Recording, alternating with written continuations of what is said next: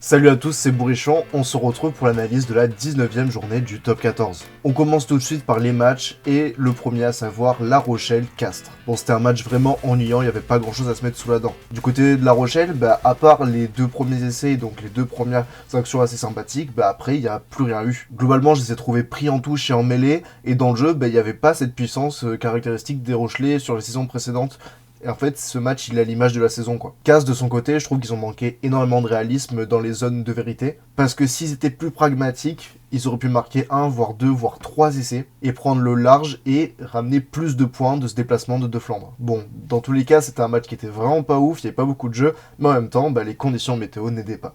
On passe maintenant au multiplex, qui pour le coup, malgré des conditions pas dingues, était ultra sympa à regarder. On commence par Lyon-Vannes. Bon, c'était deux équipes qui avaient vraiment envie de jouer. Que ce soit de l'un côté ou de l'autre, il y avait des envies d'extérieur. Les Vantais, je pense qu'ils peuvent nourrir des regrets parce que ce match, pareil, il est à l'image de leur saison. Ils tiennent et ils finissent par craquer. Je pense que ramener au moins un point de ce déplacement aurait été clairement mérité pour les Bretons. Mais bon, en vrai, je trouve que sur le match, on a plus vu les Lyonnais, ils ont eu plus le ballon, ils ont proposé plus de choses. Surtout que Lyon, depuis quelques semaines, ils ont un jeu complet, avant et trois quarts, se mettent au diapason pour proposer un jeu qui est vraiment alléchant. Devant, j'ai vu des joueurs comme Arnaud Botta, Théo William ou encore Michael Guillard faire un travail colossal. Ultra précieux en défense et dans les rucks, mais également hyper disponible dans le jeu. Franchement, on les a vus plein de fois sur des actions avec de belles avancées ou sur les couloirs pour les 2-3e lignes. Et si on ajoute à ça les trois quarts qui ont fait un sacré match, je trouve, notamment les ailiers Ratez et Yohanné qu'on a vu que ce soit sur leur aile mais aussi partout dans le jeu, Lyon en fait avait un attrait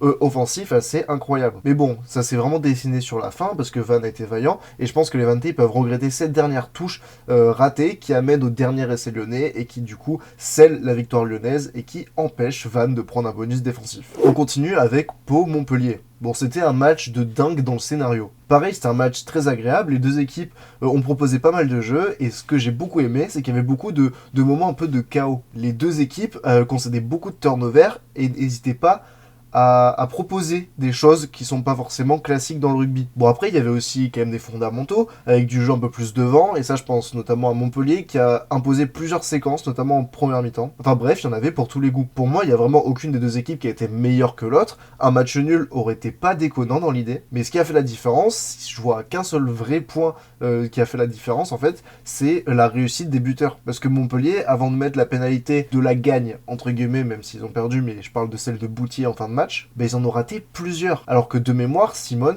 je crois qu'il a 100%, ou en tout cas peut-être qu'il a un échec, mais surtout il était très précis, et évidemment c'est lui qui claque le drop salvateur à la fin du match. Et quand je disais que ce match était fou dans le scénario, c'est justement avec cette action. On est dans les arrêts de jeu, et Simons nous claque un drop sorti de nulle part. Surtout ce qui m'a fait très peur, c'est que il n'était pas du tout reculé, donc forcément il aurait pu se faire contrer par Montpellier. Et au final c'est Pau qui gagne dans un match vraiment spectaculaire. On continue avec le Stade Français qui recevait Bayonne, et là franchement je ne comprends pas comment Bayonne n'est pas allé gagner à Paris. Bon, déjà c'était un match un peu électrique dans l'ambiance, c'était un peu spécial, beaucoup de gestes d'énervement, d'agacement. On a pu le voir aussi avec Tual Trenini qui a sorti énormément de cartons, 7 il me semble. Enfin bref, c'était une ambiance particulière. Le Stade Français, comme je disais, je trouve qu'ils ont gagné uniquement grâce à la faiblesse bayonnaise. Ok, ils étaient présents devant les Parisiens, mais dès que ça tentait d'écarter, c'était très très pauvre. À part l'essai d'Abadi, j'ai pas en mémoire une belle action du Stade Français. Enfin, en tout cas, des trois quarts. Et la charnière, je l'ai trouvé vraiment pas au niveau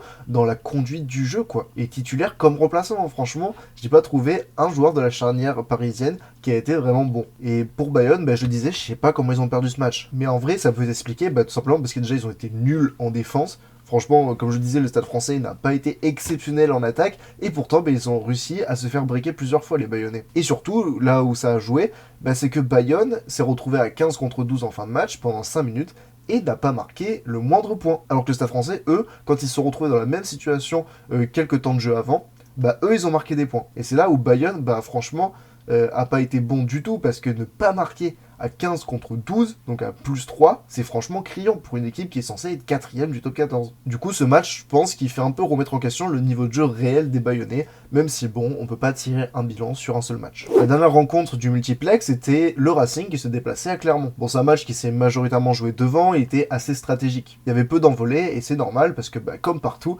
les conditions de jeu étaient vraiment pas top. Mais pour moi, vraiment, l'ASM doit gagner ce match. En première mi-temps, je suis désolé, mais ils auraient dû prendre les points au lieu d'insister et d'aller en touche. Il y a eu plusieurs fois où ils se font retourner dans leur but avant de marquer, et franchement, s'ils avaient pris les points, qu'ils avaient été plus pragmatiques, ben ils auraient gagné ce match, j'en suis sûr. Parce que côté Racing, oui, il y a eu une belle défense, c'est vrai, faut pas le nier, mais après, j'ai pas trouvé qu'ils ont fait un truc exceptionnel. J'ai pas trouvé qu'il y avait une stratégie folle. En conquête, je trouve que c'était pas ça. Le Racing, clairement, a clairement dominé. Et puis bon, beaucoup de gens ont parlé de cette espèce de bomb squad avec le nombre de sélections côté Racing, mais en vrai, ben, j'ai pas trouvé qu'il a apporté tant que ça. Alors oui, c'est des bons joueurs, donc forcément ça peut faire la différence en fin de match, mais bon, je sais pas si c'était vraiment un peu clutch de la part du Racing. Et puis bon, parlons de cette dernière action, et ben en vrai je ne comprends pas comment il n'y a pas pénalité pour Clermont. Déjà, le nombre de mêlées qui ont été refaites, franchement, il n'y en a pas une qui tombe pour Clermont, je trouve ça un peu bizarre. Et puis après, il y a le plaquage au haut de Tarit, et des nombres de montées de hors-jeu, en fait, il y en a quasiment à chaque ruck. Et franchement, je ne comprends pas comment il n'y a pas eu au moins une pénalité pour Clermont. Après, ça ne veut pas dire qu'ils auraient gagné le match, vu que bah, forcément, c'est une pénalité, donc ça peut être manqué. Mais ils auraient dû avoir cette chance-là. Le match de samedi soir, c'était Toulon qui recevait Perpignan. Bon, pareil, je me suis un peu emmerdé dans ce match, c'était assez peu emballant. Bon, l'USAP à l'extérieur, et même en général cette saison, je trouve que c'est vraiment faible. Alors oui, ils ont été vaillants, ils se sont envoyés, mais ça s'arrête là. Franchement, à part laisser donc d'Oviedo en fin de match et laisser refuser à Granel en début de match avec ce sauvetage de Fine Galanuku, ben, il n'y a rien eu en fait. Du côté de Perpignan, il n'y a rien eu. Même si Delpi il aime jouer, ben, en fait il est seul. Côté Toulon, je trouve qu'on a d'abord eu du mal à se défaire de la pression mise par Perpignan. Et les Toulonnais, je les ai trouvés assez timorés, assez timides, enfin en tout cas pas autant dominants que d'habitude à domicile. Ils ont mis vraiment de temps avant de pouvoir un peu se libérer et d'aller chercher ce bonus offensif à la dernière action. Mais en tout cas, là où ils ont ultra dominé, c'est clairement la mêlée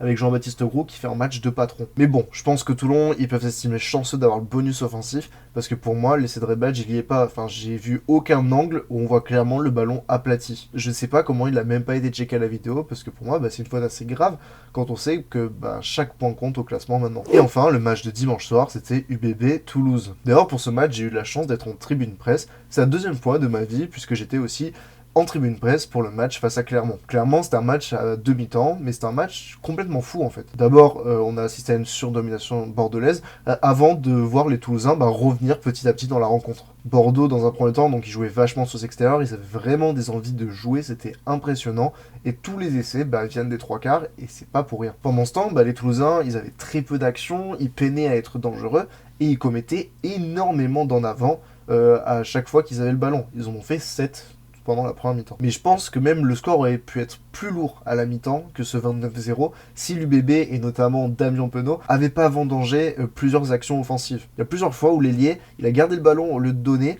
et c'était le mauvais choix. Bon, la deuxième mi-temps, elle est clairement à l'avantage des Toulousains et ce qui a fait la différence, c'est le banc. On a d'un côté un banc qui était assez vieillissant et qui n'a pas du tout apporté. À part Retière, franchement, il n'y a pas un joueur bordelais qui a été bon. A l'inverse, les jeunes Toulousains, franchement, ils se sont donnés à fond. Et quand on sait le potentiel de ces jeunes, franchement, on n'est pas étonné quoi. Et je pense que d'ailleurs, Yannick Bru s'est trompé dans le coaching en sortant Jalibert, Bielbarré, Gazzotti et les autres joueurs à la 50e et en faisant une espèce de bomb squad qui a été raté. Et je pense que l'UBB manque un point précieux dans la lutte pour les 2 premières places. On passe maintenant au top et au flop. En top, je vais rester sur ce match. Beaucoup auraient mis Van Resburg. Mais moi, je vais mettre Pizzamu. Je l'ai trouvé vraiment disponible dans le jeu. Il est notamment impliqué sur les 2 premiers essais, celui de Vandresburg et celui de Bielbarré. Et même sur l'essai de 2 porteurs, il est aussi au soutien. Donc si Jalibert le donne, il peut aller marquer l'essai.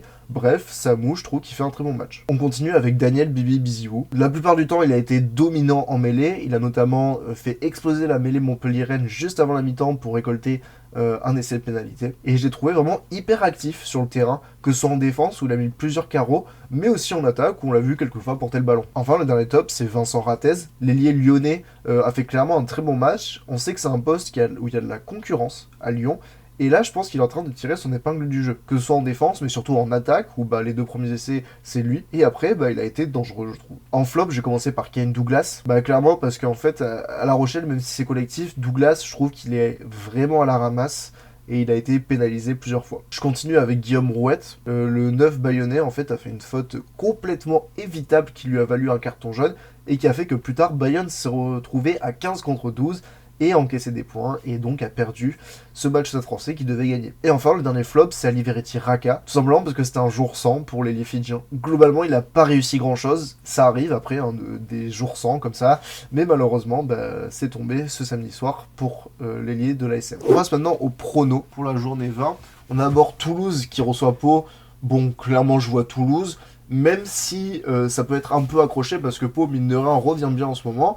Je pense que Toulouse va gagner, on va dire, de 15 points. Quoi. Clermont-La Rochelle, c'est un match vraiment de la peur entre deux équipes qui sont pas du tout en confiance. Clermont qui est sur 5 défaites d'affilée et La Rochelle qui peine à avoir un jeu. Et je pense que Clermont va se reprendre parce que là, c'est pas possible. Bayonne-Lyon, c'est à l'inverse, deux équipes qui sont plutôt en confiance. Bayonne qui va vouloir se relever de cet échec au Stade Français et Lyon qui veut surfer sur sa bonne dynamique. Et vu ce que j'ai vu ce week-end, je pense que Lyon va aller faire un coup à Bayonne. Montpellier-Stade Français, c'est un match qui donne pas trop envie sur le papier, et je pense que les Montpelliérains vont gagner le Stade Français. Vannes-Perpignan, ça c'est le match pour moi de ce multiplex à regarder.